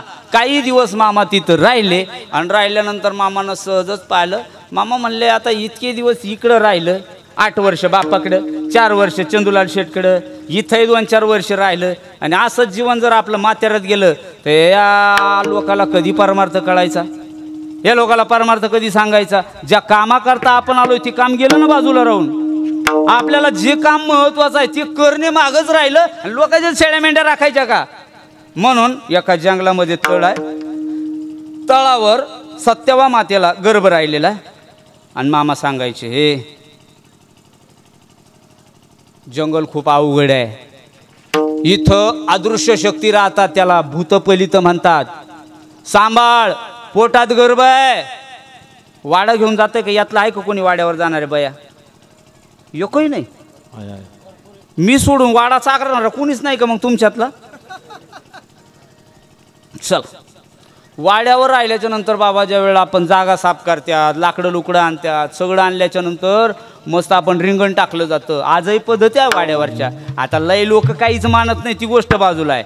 ते मसोबावर बसून जेवतील, त्यांच्या कुठं काला ती काही कायलाच मानत नाही, त्यांची गोष्ट सोडून द्या. पण जे मानतात त्यांच्यासाठी चाललंय माझं. ऐकायचंय तुम्हाला? मामानं सांगितलं, ऐक सत्यवा, दिवस जवळ आले, ते गर्भ आहे. तुझ्या आईला सोडून अजिबात इकडं तिकडं जायचं नाही. रान अवघड आहे. या रानाची माहिती मलाही तितकी नाही. गड्याला सांगितलं, पोरा ओ, बकऱ्या राखल्या का सगळ्या? हा हा. बकऱ्या वाघरात घातल्या का? हा हा. जवळ जवळ झोपा. रान चांगलं नाही बरं. काठी घेतली, मामानं रिंगण मारलं. रिंगण मारल्यावर सांगितलं, हे बघ गर्भ आहे हा पोटामध्ये, घातो. मेल्यानं असंच केलं. मी दाशिलाची होती म्हणून राहिली, दुसरी कोणच्याची असती तर तवाच बोकळली असती. तुम्ही नाही त्यातल्या, मी तिकडच्या इगतपुरी साईडच्या सांगायलो, लांबच्या इकडं नाही. हां, चला. ललित बाबा, बाईच्या रात्री मनात आलं मला बैर दिशाला जायचं. सत्यवा मातेची जवळ आई झोपलेल्या आहेत. गंगाई, आई, हे आई, आई बोल ना, मला जरा आडशाला जावं वाटतं. ऐ, धन्यानं काय सांगितलं? मालकाची आज्ञा काय आहे? रिंगणाच्या बाहेर जर गेली, काय जर घात झाला, इथंच कुठेतरी खड्डं कर. आजूबाजूला बसपुरी, जंगल, रात्रीचा टाइम आहे, काय नाही काय नाही, लाईट नाही, दिवा नाही, बत्ती नाही, काय नाही, किर्रा अंधार पडलेलं, मेंढ्या झोपलेल्या, शेळ्या खुणमुण करून पडलेल्या, कुत्रे आळे करून बसलेले, गडी लोक तोंडावर पांघरून घेऊन गप्प बुरद्यामाने पळलेले. पोरगी काय ऐकना. आई म्हणले, मेले जाय पण जवळच जाय. सत्यवा माता पुढं निघाल्या. आईसाहेबानं तोंडावरचं पांघरून बाजूला केलं, पाहत होती. काय नाही बुवा, थोड्याच अशी 5 पावलं पुढं 10 पावलं गेली, कुठं नाही गेली. आणि जोरानं आरडली, धनी गपकन खाली बसली. मामानं त्या पडसलेल्या खाटावरून सगळं उघड्या डोळ्यानं पाहिलेलं होतं. अय सत्यवा, सांगत होतं तुला, जर रिंगणाच्या बाहेर गेली आणि रिंगण तोडलं, घात जर झाला तर याला जबाबदार सर्वस्व तू राहणार आहे. जंगल वाईट आहे. खाली बसली, तो गर्भच पतन झाला बाबा. गर्भ गेला. मध्यरात्र ओलांडली, मामाला झोप तर आलीच नाही. मामानं त्याच सकाळी सांगितलंय, आतापासून नाही ऐकत ना, तुझा माझा संबंध संपला. इतक्या दिवस माझी होती, तुझ्या आईची म्हणून राहायचं. मला इथं थांबायचं नाही, मला नवरा म्हणून स्वीकारायचं नाही, मी तुला बायको म्हणून स्वीकारणार नाही. आणि मामानं संन्यास घेतला. या जगाचा न्यायनिवाडा करायचा होता. आता मात्र माग पळायला लागली सगळी. हा मामा पुढे आणि प्रत्येक जण आवाज देतोय, मामा ओ मामा. मामा म्हणले, नाही आता जगाचा मामा झाला, आता तुमचा नाही राहिला. नाही, मला ह्या जगाकडे पाहायचं. मामाच्या हातामध्ये काठे, खांद्यावर कांबळे आणि फेटा बांधलेला.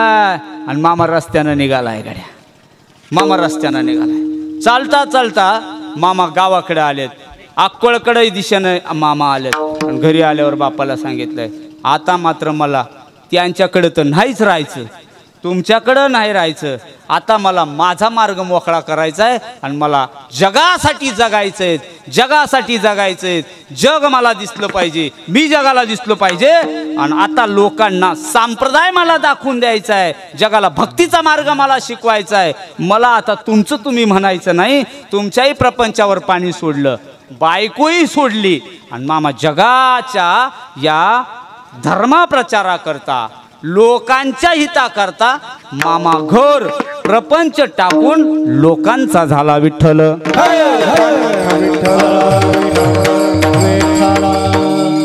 पहिला दिवस आहे, मामा चालायला लागले रस्त्यानं. एका शेतकऱ्याच्या वावरामध्ये वाद चाललाय बाबा.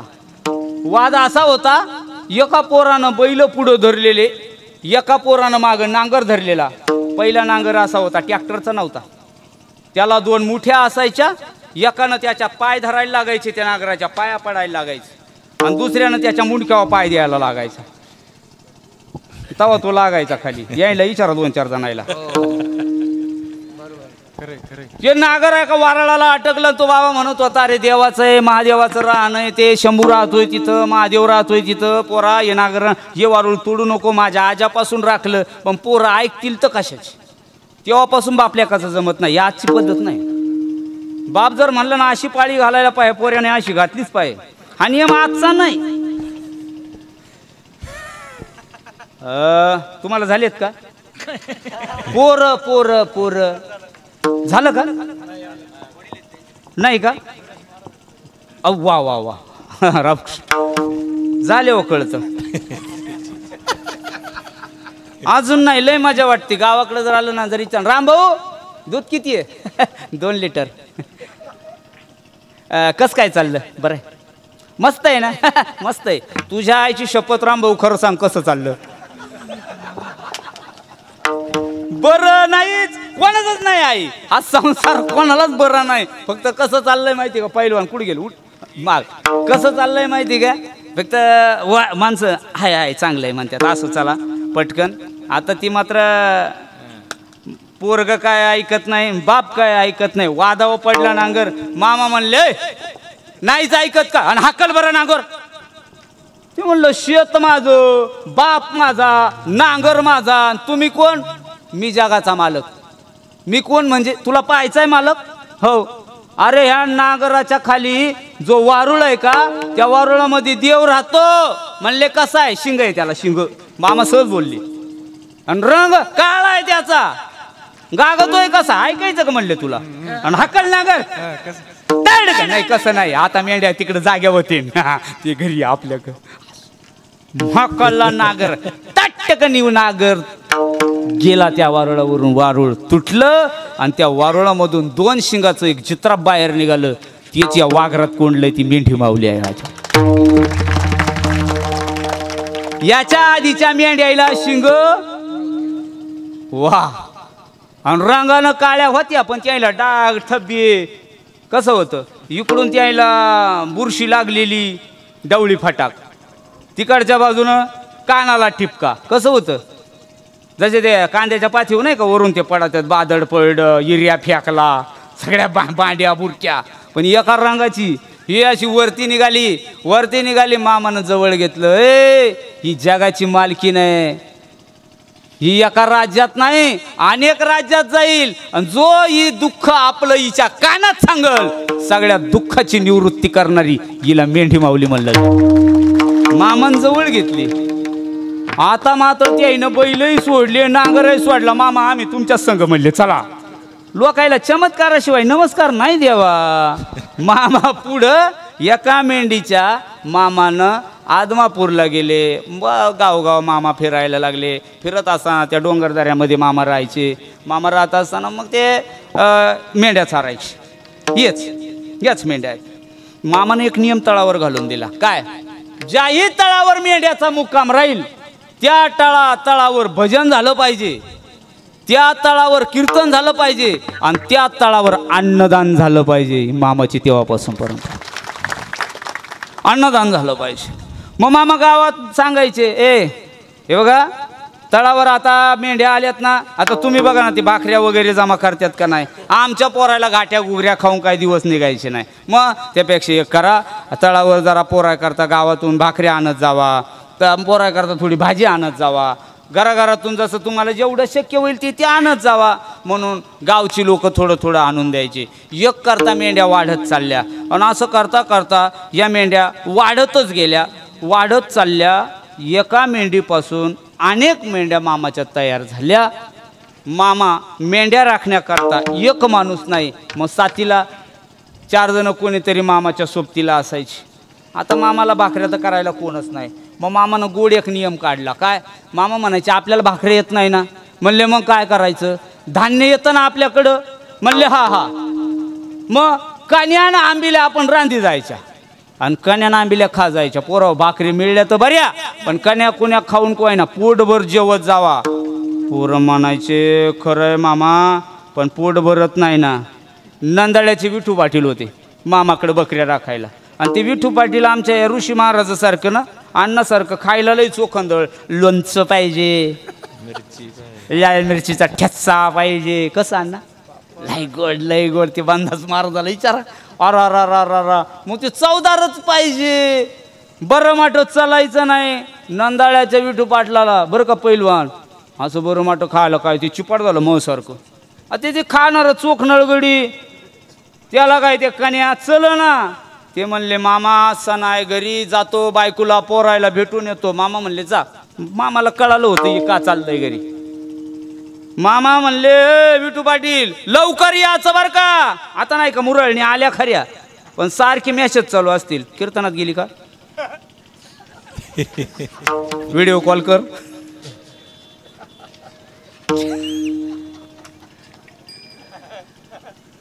जाऊ द्या लय लांब जाईल नाही तू विठ्ठल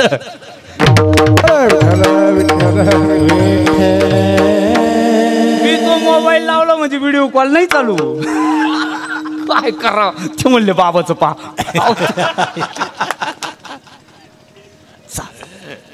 ते आपल्यावरच येत असतं सगळे चला जाऊ दुसऱ्याला हसू नाही आपण खड्ड केलं का दुसरं नाही पडत आपणच पडत त्याच्यात जाऊ द्या असो लवकर यावा लवकर पाटील घरी गेले नांदड्याला आलेत विठू पाटील आल्याच्या नंतर इकडं मामाला कळालं मामा म्हणले अरे किती दिवस अरे मी इकडं हे जनावर राखायची पडत माणसं कमी आहे दिवाळीच्या सुट्ट्या इतक्या दिवस घेऊ नाही सेवेकऱ्यानं लई दिवस राहू नाही या तेव्हा काय फोन बिन मामाकडे नाही पण नांदड्याचं पाटील जर ऐकन तर ऐकतच नाही राहूनच घेतलं काय कण्या कुण्या खायच्या आणि त्या मामाच्या दरबारात राहायचं 2 तास टाळं घेऊन उभे राहा दिवसभर ती लेकरं राखा आपल्याच्यानं काय व्हायचं नाही म्हणून त्याने ठरलं आणि त्याने जायचं काय नाव टाकून दिलं मामाला कळालं हे यायचं नाही हे पडाकलं घरी आता गिराईक हे घर काय सोडायला तयार नाही एक दिवशी झोप झाली आणि खाटावरून खाली उतरायला गेलो जो का गुडघा दुखायला लागला बा नंदा बाबा. आता गुडघा काय दुखायचा रायना, हे गुडघा टपाऱ्यासारखा झाला. काठी घेऊन रायना हा वैद पाय तो डॉक्टर पाय. ते पालखीजवळ बसलेले बाबा चोळायला रोज यायचे. चोळून द्यायचे काय कशानंच फरक पडत नाही बा. आता काय करावा. येणेकरी बाबा म्हणले मला चांगला चोळता येतो. त्याने वडून ताणून पाहिलं जमच ना. गुडघं तर अजून त्रास देऊ लागलं बा. काय करावा म्हणून ते आईनं म्हणले आता आपल्याला कोणीतरी एखादा चांगला वैद पाहावा लागल. हलसिद्धनाथाचे पुजारी आपण म्हणले त्यांना चांगलं जमत आहे. हलसिद्धनाथाचे पुजारी तेव्हा ते ही गुडघे बिडगे तुमचं जरी दुखत असलं तर हलसिद्धनाथाला जाऊन तिला पुजारी त्या काळात. त्याने सांगितलं मला गुडघ्याचं काम येतं पण मला एक काम आहे. म्हणले काय. मला जरा मामाकडं तळावर जाऊन यायचं. मी तळावर जाऊन येतो आणि तळावरून आलो का मग तुमचं गुडघं रिपेअर करून देतो. मग घरीच येईल मी तुमच्याकडं.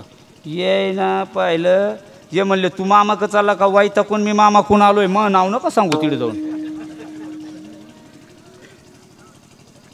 माझं सांगू नका नाही तर तिकडं झालं तिकडं सांगाल. नंदाळ्याच्या पाटलाचं म्हणलं इटू वाटलाचं गुडघा दुखू राहिला आणि तसंच झालं बा.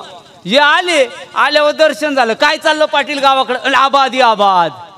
म्हणले ते पाटलाचं कसं काय. म्हणले पाटलाचं गुडघं हे एवढं झालं. पाटलाला जाऊन सांगा.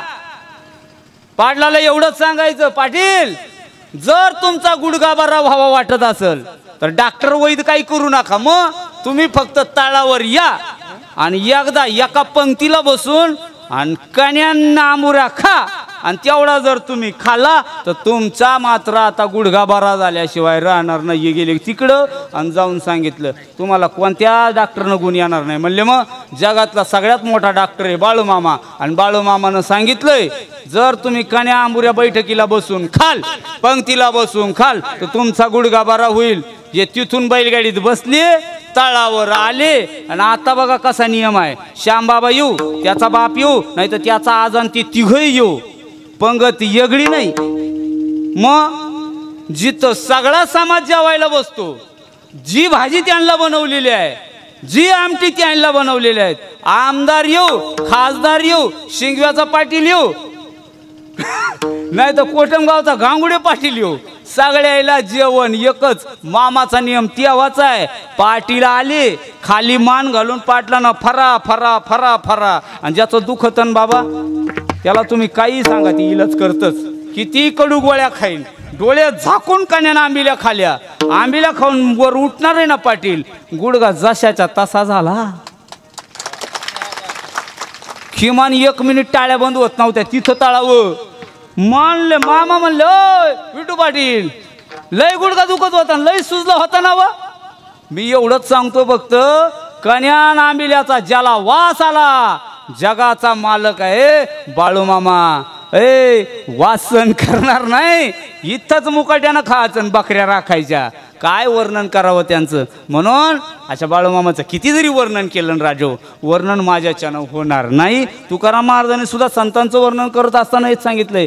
काय वर्णन करणार आहे त्या संतांचं माझ्याच्यानं वर्णन करवणार नाही. अभंगाचं काय सांगू आता संतांचे उपकार. काय सांगू आता संतांचे उपकार.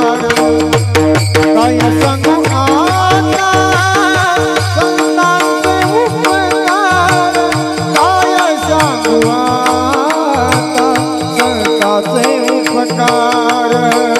काय सांगू आता संतांचे उपकार. काय सांगू आता संतांचे उपकार. काय सांगू आता संतांचे उपकार. काय सांगू आता संतांचे उपकार. काय सांगू आता संतांचे उपकार. काय सांगू आता संतांचे उपकार. काय सांगू आता संतांचे उपकार. काय सांगू आता संतांचे उपकार. हो काय सांगू आता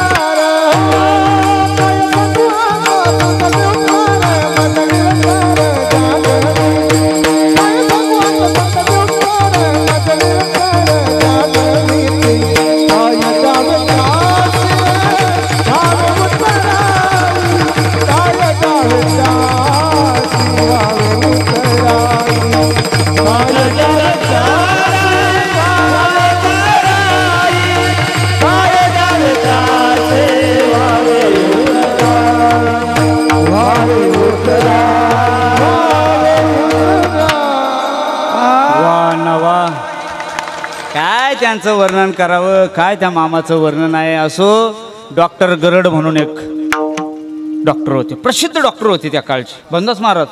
डॉक्टरला कॅन्सर झाला.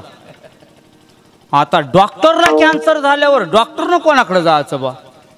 आता डॉक्टर या डॉक्टरला सल्ला विचार, त्या डॉक्टरला कशानंच कॅन्सर जाईना बा. डॉक्टरांना बाकीच्या डॉक्टरांनी सांगितलं, म्हणले असा कॅन्सरचा आजार आतापर्यंत काय आपण कोणी पाहिलेला नाही, पण ही जगाला दाखवण्याकरता ही लीला मामांची लीला आहे. ह्या लीला असतात. डॉक्टर गरडांचा आजार कशानं बरा होईना आजी. तो कॅन्सर नावाचा आजार इतका जडला, इतका मोठा जडला, डॉक्टरला कॅन्सर व्हावा आणि गुरुजी बराच न व्हावा म्हणून काही अशी जाणकार मंडळी डॉक्टरकडे गेली भेटायला आणि त्यांनी सांगितलं, एक करता का. म्हटले काय, बाकी काय नाही हो, लई डॉक्टर केलेत तुम्ही आम्हाला माहित आहे, तुम्हीच प्रसिद्ध डॉक्टर आहात, कोणती गोळी तुम्ही खाल्ली नसल, पण एक जगाचा मोठा डॉक्टर आहे, तुम्ही येऊन बघाल का. म्हणले कोण. बाळू मामा त्यांचं नाव आहे. म्हणले हो, मी त्यांच्याबद्दल काही गोष्टी ऐकल्यात. बरोबर. आणि असल्या लोकांचा काय इकडे भरोसा नाही. ही जरा शिकलेली, 4 वर्ग वाढवा शिकलेली, कंपाळाला भंडारा लावून कुठं काय गुण येत असतो का. मेल्या, जरा गरड डॉक्टरचा इतिहास बघ, बाळूमामाच्या चरित्रातला. जेव्हा डॉक्टरला आणलं गेलं, डॉक्टरला चालता येत नव्हतं, 4 माणसानं डोली करून आणलेला कॅन्सरचा रोगी. मामानं सांगितलं ठेवा खाली. मामाला कळालं. बाजावरून मामा खाली उतरले, हातात थोडासा भंडारा घेतला आणि मामानं फक्त एवढंच सांगितलं, द्या सोडून. ज्याच्या हाताला ज्याच्या मस्तकाला बाळू मामाचा हात लागला आणि ज्याचं मस्तक बाळा मामाच्या पायाला लागलं ना, डॉक्टरच काय, डॉक्टरच्या 10 पिढ्या रिपेअर होतील म्हणले. एवढा मोठा कॅन्सरचा रोगी गरड डॉक्टर बरा झाला. लोकांना हा करता बातमी कळायला लागली. मामा म्हणले, बोललं ते घडलं पाहिजे तर लोक भरोसा ठेवतील, उगा काय लोक भरोसा नसतेच ठेवत. आता मी समजा तुम्हाला मी बोलल्यासारखं जर करून दाखवलं तर तुमचा माझ्यावर भरोसा टेकणार, बरोबर का नाही. आता ही पाण्याची बाटली आहे, काय आहे हो, पाण्याची बाटली आहे. यामधून तुम्हाला मी 2 शेळ्या काढून दाखवू का बाहेर लगेच. शेळ्या दुधाच्या नको, हे नाही म्हणले नाही तर काढून दाखवल्या असत्या. विठ्ठल तुमचा टेकणार. नंतर हे झालं का कीर्तन आटपलं, कारण टाइम झाला आपल्याला. फक्त मला 1-2 बामा बोलल्याची उदाहरणं सांगायचे. काय झालं माहितीये का, चिकोत्रा नदीच्या काठावर मामाचा तळ आहे राव, आणि पावसाळ्याची. आता कसा पावसाळा आहे, असाच पावसाळा आहे. आणि आमचे दीपक पैलवानासारखे 2-4 माणसं अशी आजूबाजूला राखणाला हात तळ इथं टाकायचं, जागा बदलायची, लई जरा त्यांची कामं फटाफट चालू झाले. ऐका बोललं ते घडायचं. सहज बोललं का सत्यवचन ठरायचं मामाच. हा, आणि तळावर पाऊस असा, ही उत्तर दिशा आहे ना, उत्तर दिशेनं पाऊस फुटल्यावर ही भक्त मंडळी. आता कसं आपल्या मेंढक्या पोरांना जेवणासाठी टाइम झाला, मामा आले. मामा म्हणले, तुमचं जाऊ द्यावं, पुऱ्यान करांजान खात्या. अरे आमची लेकरं दिवसभर शेरड्या राखत्या रे, जेवायला. मामा आलती इकडं.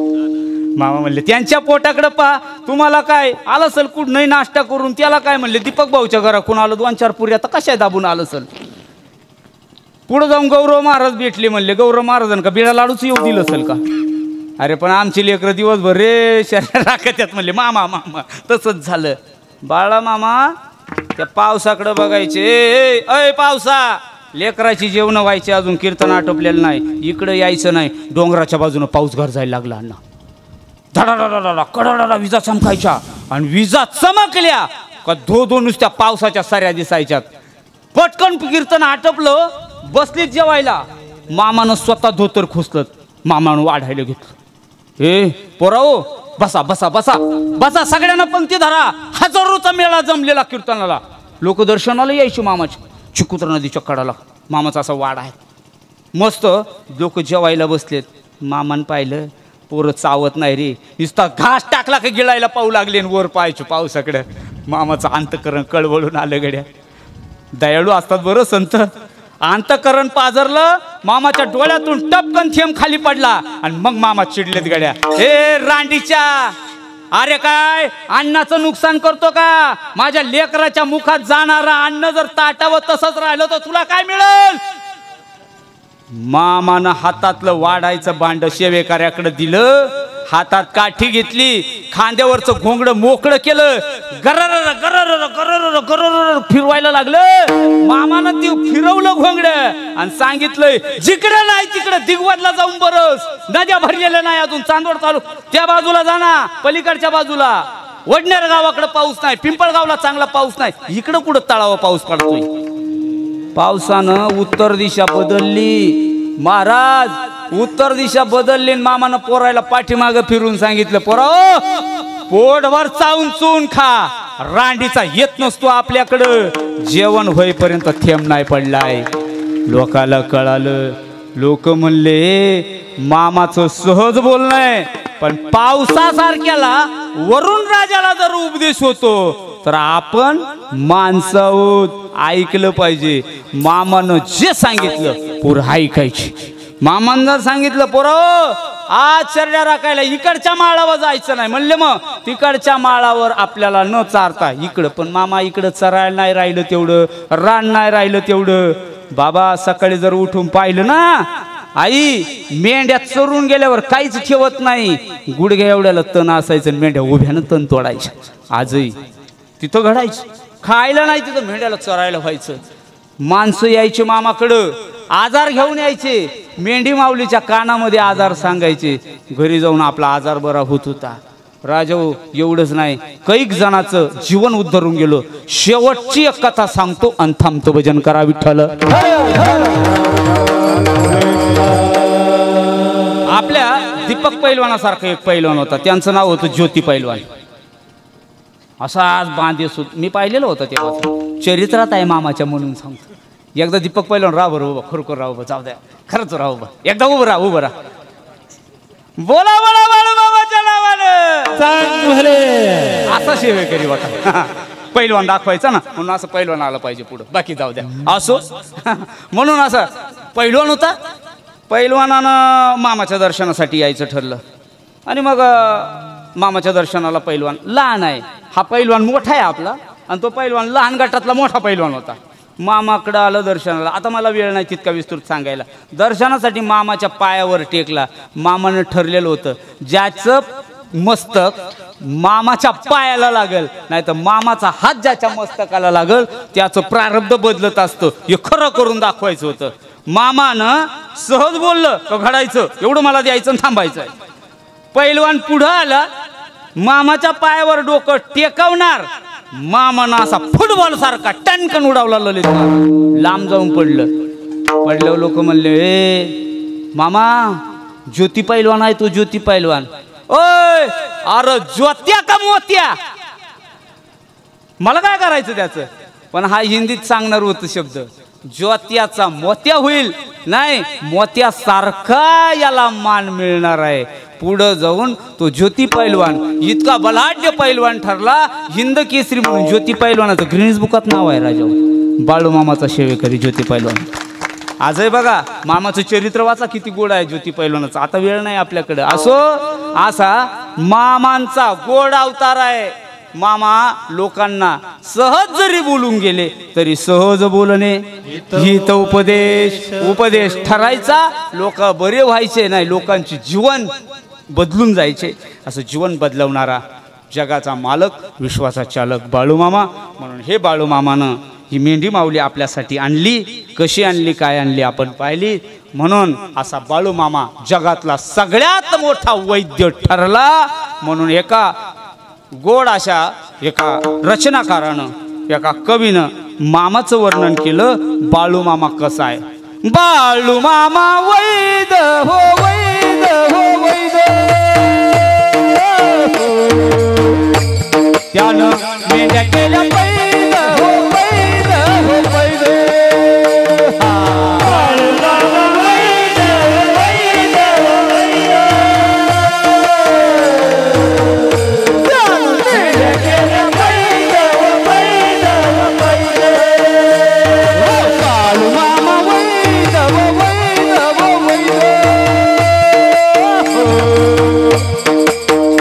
त्यानं मेंढ्या केल्या वैद हो, वैद हो,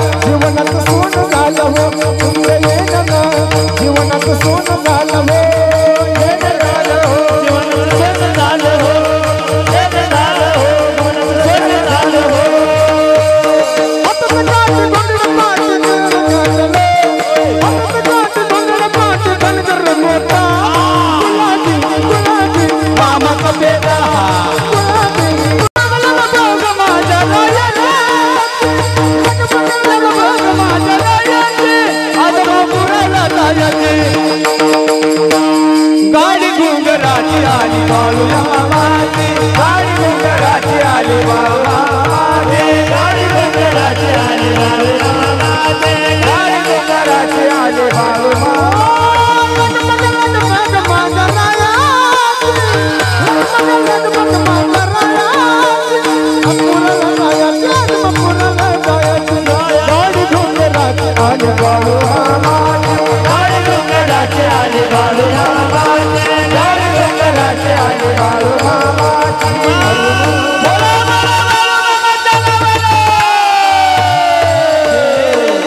अशाच हात राहूया 1 मिनिटासाठी ऐका त्या आदमापुरापर्यंत मामाला आपलं दुःख हातवर करून सांगायचं प्रत्येकाच्या जीवनामध्ये काही ना काही दुःख आहे प्रत्येकानं डोळे लावायचे अर्धे डोळे उघडे ठेवायचे आणि अर्ध्या डोळ्यानं आपल्या जगाच्या मालकाला बाळू मामाला पाहायचंय जशी पंढरपुरामध्ये फक्त टाळी वाजली होती अशी टाळी वाजणार आणि टाळी वाजली का प्रसाद भगवंत देत असतो म्हणून प्रत्येकानं एक क्षणासाठी माझ्या मामाला आठवायचं काहीही करायचं नाही वेगळं सगळं मनातलं दारिद्र्य दुःख सगळं जाईल आणि आपल्याला सुख प्रदान होणार आहे म्हणून काय करायचंय माझ्या मागं टाळ वाजणार नाही पखवाज वाजणार नाही फक्त आणि फक्त टाळी वाजणार आहे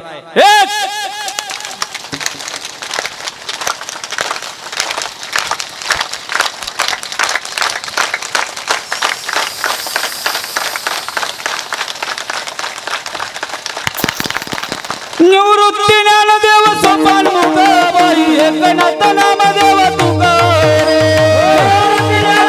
सोपान मुक्ताबाई एकनाथ नामदेव तुकाराम निवृत्ती ज्ञानदेव सोपान मुक्ताबाई एकनाथ नामदेव तुकाराम निवृत्ती ज्ञानदेव सोपान मुक्ताबाई एकनाथ नामदेव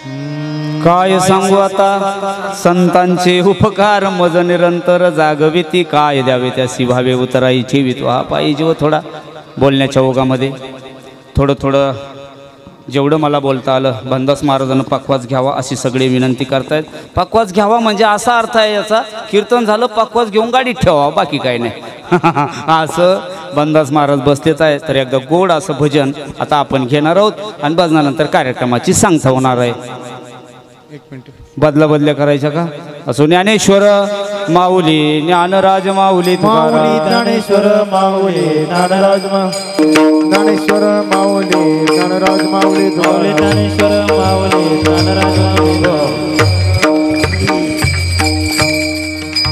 आज ज्यांच्यामुळं मला इथं सेवा उपलब्ध झाली सगळी माझ्यावर प्रेम करणारी सगळी माझी तरुण मित्रमंडळ असतील आणि मी तरुणांविषयी नेहमीच जास्तच बोलत असतो फक्त एकाच मिनिटाचा वेळ घेणार आहे एक सांगू का तुम्हाला सगळ्यांना ही जेवढी तरुण पोरं मागं उभी आहेत का ही जेवढी तरुण पोरं आपल्या कीर्तनात बसलेली आहेत का या पोरांना जीव लावा बाकीचं काहीच नाही करू आयुष्यात तुम्हाला दुसरं काही करता आलं नाही तर करू नका यांनी कधी तुमच्या शालीची अपेक्षा केलेली नाही बरं का पण उद्या तुम्ही यांच्याकडं सगळ्याकडं बघा या पालखीच्या तळावर दादा सगळ्यात जास्त काम करणारी कोण आहे तरुण पोरं आहेत ही तरुण पोरानं जर हात काढून घेतला ना गाव काहीच करत नाही हो काय नाही करता येत आपल्याला जसं हातातली काठी म्हाताऱ्याच्या काढून घेतल्यावर मात्र पाऊलभर चालू शकत नाही. गावातली तरुण पोरं बाजूला करा, गाव ओस पडल्याशिवाय राहत नाही. म्हणून पोरं जपायला शिका, या तरुणांना जपायला शिका. राजो, ही उद्या आपल्या जीवनाची पुढची वाटचाल आहे. म्हणून बोलता बोलता जर काय माझ्याकडून चुकीचं झालं असेल, माझं मला परत करा. ज्यांच्या सेवेमुळं आज येण्याचं योगाला श्री संत बाळूमामाचे भक्त, वैकुंठवासी, कैलासवासी, निजधामवासी, कारभारी पुंजाराम बाबा ढोणे यांच्या स्मरणार्थ कीर्तन सेवा माझ्याकडे आली. सेवेकरी सुरेश बापू काळे, भाजपा नेते, त्यांचा मुलगा रवींद्रदादा कारभारी ढोणे यांच्याकडून ही सेवा होती. सेवेचा योग माझ्याकडे आला. ज्यांच्यामुळं आला, ही सगळी दिग्गज मंडळी ज्यांच्यामुळं ही कीर्तन सेवा झाली. साऊंडवाला जर चांगला नसला, ज्या गावात साऊंड चांगला नाही त्या गावात कोणताच कार्यक्रम चांगला होत नाही. तुमच्या गावाचा साऊंड चांगला आहे, किती हळू बोलू द्या, एवढा स्पष्ट नितळ आवाज काढला जातो ना, साऊंडची ताकद असते. विनेकरी बाबा माझे चुलते आहेत, माझ्याबरोबर तुम्ही लहानपणापासून गेल्या 22 वर्षापासून सांगून जाईल जाता जाता. आणि मामांचा संदेश आहे तेवढा तुम्ही घरी घेऊन जा, काहीच नेऊ नका. या कीर्तनामधून काहीच नाही नेलं तर चालेल, पोटभर जेवण करा, पण एवढा एक संदेश घरी घेऊन जा. उद्या येताना मात्र त्याचं अनुकरण करा. काही नाही जमलं तरी चालेल. आमचे दादा धर्मदादा नेहमी म्हणत असतात बघा, धर्मदादा कोणाला बी सांगताना एवढंच सांगत. धर्मदादाची माझी लई दोस्ती झाली गड्या. मला तर इतकं करमलं ना, असं वाटायला लागलं कीर्तन सोडावा आणि खुशाल काठ हातात घ्यावं धर्मदादा बरोबर मेंढ्याच वाढायला जावं. काय नाही हो, इथं काय कमी आहे मला सांगा ना. एवढा मोठा समाज, एवढा शांत बसतो आणि एवढं 2-2 तास कीर्तन होत्यात. दररोज कीर्तन ऐकायला मिळतं. यापेक्षा मोठं अजून काय भाग्य असायला पाहिजे. एकच फक्त घेऊन जा घरी, काय नाही. पण उद्या येताना प्रत्येकानं दुसरं काय आणू नका, पण एक एवढं लेणं मात्र प्रत्येकानं गळ्यात घालून कीर्तनाला येत चला. मामांना एवढाच माणूस आवडतो. ज्याच्या गळ्यात तुळशीची माळ नाही, कदाचित मामा त्याच्याकडे लक्ष देईलच. म्हणून प्रत्येकानं पवित्र तुळशीची माळ गळ्यात घाला, माळी घालून परमार्थ चांगला करा. एवढंच एक सांगतो थांबतो. विठ्ठल जय जय विठ्ठल.